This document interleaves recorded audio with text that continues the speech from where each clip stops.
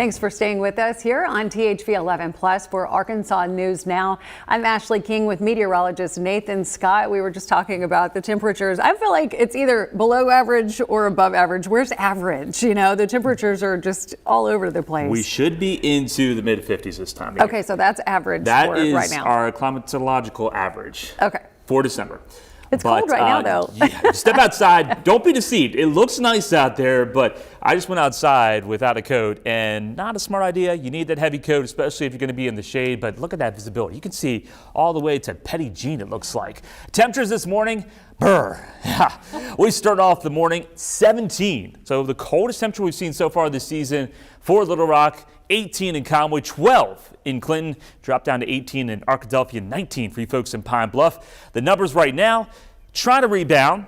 We're going in the right direction, but it's still chilly out there. Even with all the sunshine, temperatures are into the mid-30s. You see the clouds over Oklahoma and Texas. Those will slowly inch their way closer to the natural state, but not until we get into tonight. So lots of sun out there for the rest of your Monday. Temperatures warming up.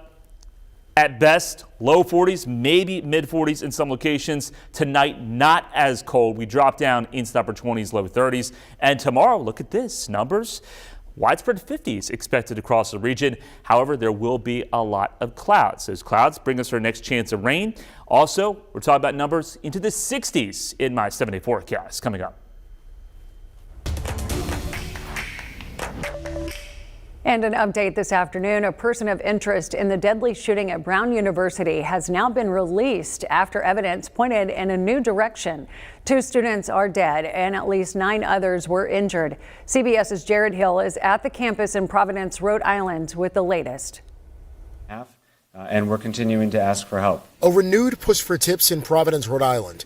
Officials are asking the public for any video around Brown University to help identify this person of interest in this weekend's deadly shooting. This would be an active shooter situation. Saturday afternoon, someone fired dozens of rounds inside a classroom, killing 2 students, Ella Cook and Mohammed Umerskov, and injuring at least 9 others. The first thing I thought was, this is a physics experiment gone wrong. This is a wood shop. This is anything but this. Following a tip to this hotel, police detained one person the next morning, only to release them late last night. So over the course of the day, while we're following up leads elsewhere, those initial leads may come back positive or may come back negative. Here they came back negative. Last night, Providence's mayor acknowledged this shocking shift in the investigation could once again raise anxiety in this community. This is a situation where I think people will need to know a lot more. CBS News law enforcement analyst Rodney Harrison says police need to share more information. Is Providence safe right now? Who are we looking for? What was the direction of flight? There's a lot of questions that need to be shared with the community. Freshman Kamir Mans was roommates with Umerskov. He says he was always helping others. What I do know is that Brown's grieving, I'm grieving. The loss of him will be felt throughout this community. University officials canceled all remaining classes and exams for the semester. Jared Hill, CBS News, Providence, Rhode Island. And to a crime alert here at home, a man is behind bars after North Little Rock police say he barricaded himself inside a home. Police have identified him as Amos Sanders. They say he faces a charge of possession of firearms. Here's a picture of the scene outside of the home on West 44th Street. Police say Sanders stayed inside alone and officers believed he may have had a gun. Negotiators tried to reach him, but police say he did not respond. A SWAT team eventually took Sanders into custody. And as you celebrate the holidays, authorities want to remind you to drive sober. State and local agencies are rolling out the Drive Sober or Get Pulled Over campaign through New Year's Day. They say the holiday season is one of the most dangerous times of the year for alcohol-related crashes. Nationwide, nearly 5,000 people died in December crashes from 2019 through 2023. And a crime scene cleanup truck arrived early this morning at the Los Angeles home of legendary filmmaker Rob Reiner and his wife Michelle. According to the Los Angeles Sheriff's Department, the couple's 32-year-old son Nick has been booked in connection with what police are calling an apparent homicide. He's being held on $4 million bond right now as investigators try to sort out what happened. As an actor, Rob Reiner helped define a generation. As a director, he helped create some of the most quoted scenes in movie history. Vlad Dutier has a look at his legacy. Oh boy. It was a breakthrough role that set the stage for one of Hollywood's most indelible careers. For 8 seasons, Rob Reiner was bleeding heart liberal Michael Stivic in the 1970s CBS sitcom All in the Family. He routinely butted heads with his staunch conservative father-in-law, Archie Bunker. You are a meathead.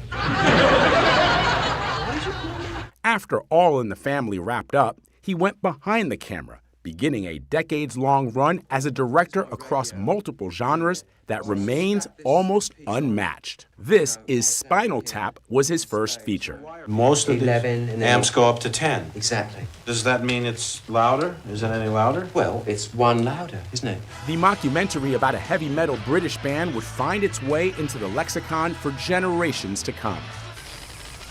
No good. My dad said it, I'm no good. In October, he told 60 Minutes 1986's coming-of-age story, Stand By Me, was based on his relationship with his father, legendary TV comedy writer Carl Reiner. As I'm writing this scene, I'm crying. I actually cried. When I was making it, I knew that he loved me, and he did understand me, but as a little boy, that's what I felt. The Princess Bride became a cult classic. Inconceivable. And When Harry Met Sally set the template for just about every romantic comedy that followed. With Reiner's mom delivering a punchline for the ages. I'll have what she's having. The military tribunal thriller and drama A Few Good Men earned him his first and only Oscar nomination. You can't handle the truth. Off the screen, Reiner was also an activist, championing marriage equality, anti-tobacco efforts, and environmental causes. Reiner's latest act was a return to what launched him with Spinal Tap 2. He said decades-long success is no sure thing.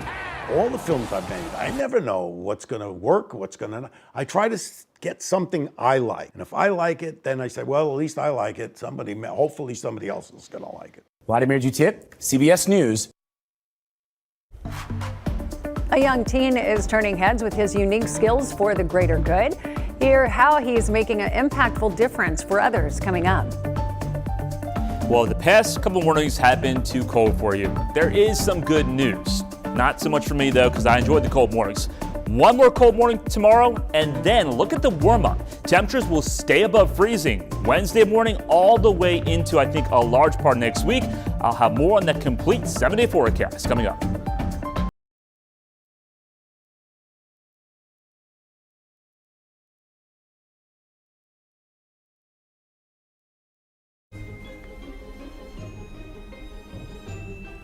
This time of year, it's probably not hard to find a production of A Christmas Carol at your local high school or community theater. But one group in Nashville is recreating the story of Ebenezer Scrooge with a retro spin. Forrest Sanders takes us behind the scenes and gives us a front row seat. Question for you. What are the books that have been most adapted into movies and into plays? I tend to think of two, Dracula and A Christmas Carol. So when a story is so familiar to us, how can you change it up a bit? Well, maybe it takes a fresh setting. A neon turquoise lit fresh setting.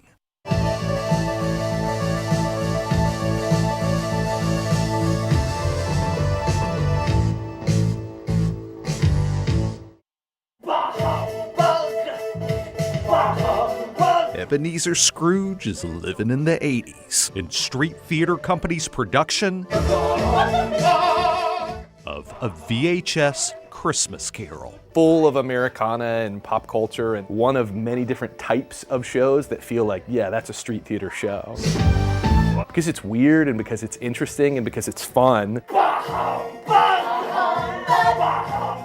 Director Sawyer Wallace says the crew here always leans into the unique.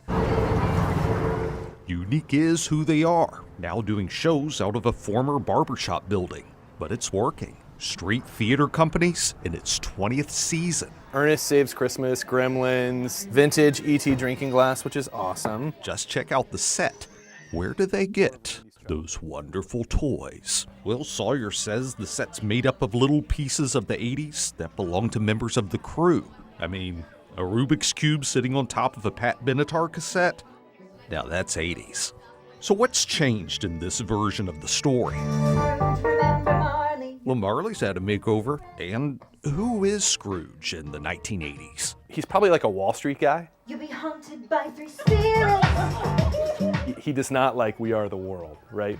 That's who Scrooge is in the 80s. When Charles Dickens published this novella in 1843, he couldn't have guessed it'd one day be performed on a stage with He-Man and the Masters of the Universe. But Sawyer says the core lesson is the same.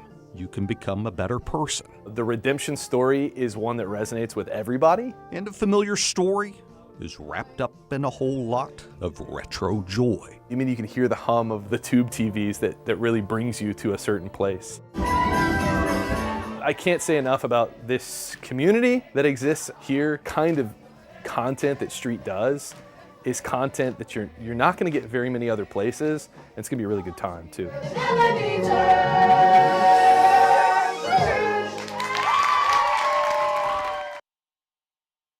Well, they did good getting the props. Yeah. Make it feel like the Totally 80s. tubular, right? Yeah, I love that. They've got the old box TV sitting there in front of it, like the synthesizer sound for like the music, very 80s. And the toys. The toys, White, the bright. Cabbage Patch. Yeah. I saw Teenage Mutant Ninja Turtles. Yeah. I mean, I still have some of those, just childhood toys I like to Right. keep, but that's definitely feeling like my childhood watching that. throwback, definitely. Right. It's great stuff. So if you were going to go outside and play today with one of those throwback toys, with your He-Man, it might be a little chilly. Yeah, it's going to be cold out there today. You definitely want to have the heavy winter coats. And look at this, your sunsets, because they have been around 4:58. Today, it's 4:59. Tomorrow, though, it's at 5 o'clock. So sunsets will be getting a little bit later. By January 24th, it happens at 5:30, and we have to wait until February 23rd for the sunset to happen at 6 o'clock. Here's what we're looking at right now for the next 3 days. Warmer numbers. Today's highs into the 40s. Tomorrow, we should be able to climb up into the low 50s. Some locations may be stuck into the upper 40s, depending upon how much cloud cover we see. How about 58 on Wednesday? A few showers will be possible, but a better chance of more widespread coverage as showers, maybe some thunderstorms mixed in on Thursday as a cold front swings its way through. Ahead of that front, though, the numbers, they climb up into the 60s. High pressure, that is just off to our east. Now the winds are switching over more to the south and southwest. Warmer air building its way into the southern and central plains, and that warmer air is headed in our direction. Our weather, though, still will be unsettled. We have a upper level low spinning about in Arizona. That's going to slide primarily down to the south of us, but that's what's going to introduce a chance of a few showers on Wednesday. And the front approaching the Pacific Northwest, that's what's heading our direction on Thursday. Here's future radar for this evening. You can see temperatures will be able to drop down into the upper 20s before those clouds arrive. So clouds expected later tonight, not as cold with those clouds moving in. Tuesday will feature a lot of clouds throughout the day. Partly sunny to mostly cloudy conditions are on tap, but the temperatures should be able to climb up into the upper 40s to lower 50s. We're dry on Tuesday. Then here comes that chance of a few showers Tuesday night into Wednesday, especially for southeast Arkansas. But with that deck of clouds in place, numbers Wednesday morning will stay well above freezing. The front moves in here on Thursday. Moisture ahead of the front starts to build in here Wednesday evening, Wednesday night, but certainly Thursday, there could be a line of showers, maybe even some thunderstorms sliding their way through here on Thursday. We're not expecting any severe weather, but there could be maybe a gusty storm. Certainly can't rule that out. Behind the front, it does turn a little bit cooler, more typical for this time of year. So we go from the 60s into the 50s, low 50s. That's what is average for this time of year. And here's the Climate Prediction Center outlook, December 23rd all the way through December 29th. And you notice a huge area of red. And where the darker red is, that's where the highest confidence is in terms of the average temperature, or the temperature is going to be well above average in New Mexico and Texas. But you notice it covers a large parts of also the deep south into the southern plains. So our confidence That a large part of Christmas week will be above average, and it's above 51 degrees, is pretty high, and it could be well above average. This is what we're expecting right now. This is a forecast model for the most part, but you notice the numbers, you don't see any Arctic air over the next 11 days. Christmas Day, that's next Thursday, this forecast model is saying 67 for a high. Now that's most likely going to change, but it does look like our opportunity to reach the 60s for Christmas Day is continuing to increase. So stay updated. Not a white Christmas, probably not a cold Christmas here in Arkansas. 28 tonight, clouds moving in, not as cold. 53, clouds on the increase with a little bit of a breeze out there on your Tuesday. And your 7-day forecast features that chance of a few showers Wednesday, better chance on Thursday, cooler on Friday, weekend right now, still lots of clouds, but the numbers will be into the 60s. Well, they say the best gifts are the ones that come from the heart, and that includes those that are homemade. This woodworker is using his talent to make toys for children in need.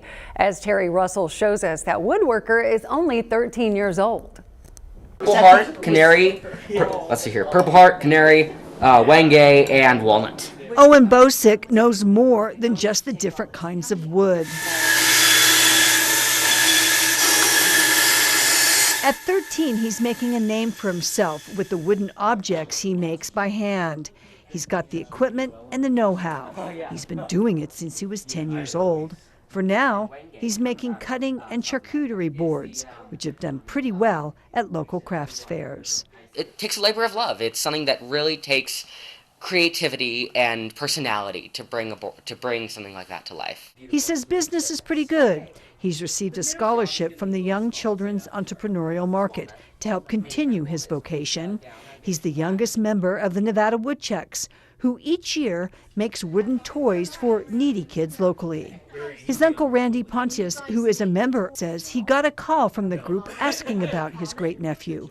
He says Owen shows great promise and believes Owen can do pretty much what he sets his mind to. 13, you know, that's pretty rare to find somebody who can step in and show artistry, show interest, because 13-year-olds, their interests are all over the place. But Owen is 13, and he does have other interests.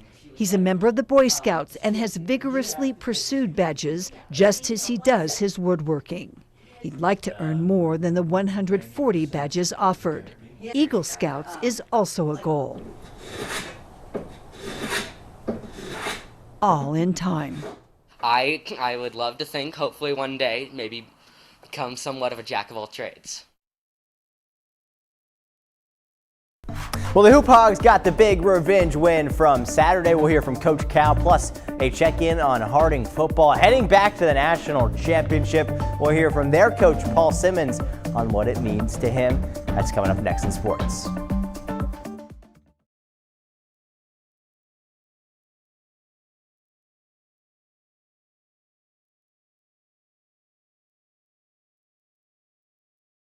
The THV 11 Sports Desk, sponsored by your Central Arkansas Hyundai dealer.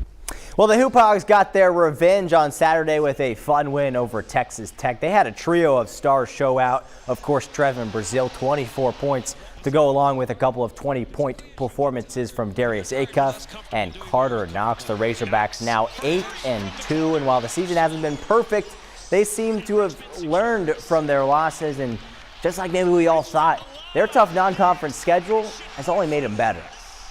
Well, they're more connected. And each week that goes by, we seem to be more connected.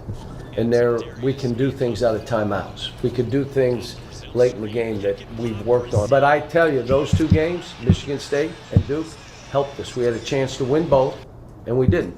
We didn't because they finished the game better than we finished the game. But we're getting better at it. And moving on to the football world, Harding is heading back to the national championship. The Bisons take down Kutztown 49-27 in Saturday's semifinals. The Flexbone offense proving lethal again. They run it for over 400 yards. Cole Keelan leading the way. And Keelan, one of the many seniors that head coach Paul Simmons knows, just has one more game left as a Bison. I mean, I'm so excited that we get to play together one more week, but the thought is already creeping in that no matter what, we'll be done. we're done with these guys on Saturday. And that's hard to think about because they have meant so much to Harding football, the impact, way beyond wins, the leadership, they're special. Well, great moment there from Coach Simmons. Harding will play in the national championship Saturday at 3 o'clock. And as always, if you want a more in-depth recap of the weekend in sports, you can tune in to Ludy's Look Back today at 2:30.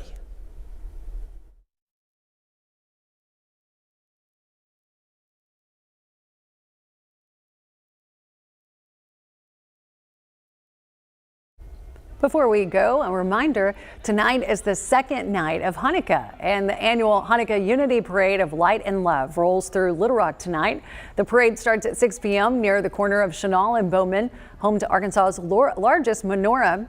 Our organizers say you can take part from the comfort of your own car as the parade spreads light and love across the city. The route ends at the Clinton Presidential Library. Maybe nice to stay in your car tonight if it's anything like it was this morning. Yeah, it's going to be cold out there. Temperatures will be into the 30s, but that video you saw, there was rain. Yeah. No rain out there this evening, but it's just going to be chilly. The numbers, they do warm up. How about low 50s on Tuesday? However, the trade-off is we'll see a lot of clouds, maybe a little bit of sunshine as clouds remain tough. Wednesday, Thursday, small chance of rain on Wednesday, better chance on Thursday as a front makes its way through. Ahead of the front, temperatures climb up into the low to mid 60s, then they get knocked back down into the upper 40s, low 50s on Friday. Weekend right now, primarily dry, but the numbers still into the 60s. So for all that final Christmas shopping, the weather will pretty much cooperate, although I like shopping when it's cold. Gets you in the mood. I like to drink hot chocolate when it's a little cooler than the 60s. Hot but chocolate in the 60s, I like it that's anytime. just no fun. Yeah, it is a little bit strange for us to be talking about Christmas and it being in the 60s here in Arkansas. Yeah, and the 60s may stick around into Christmas Day. Oh, it's just weird, Nathan. Thank you for joining us on Arkansas News Now.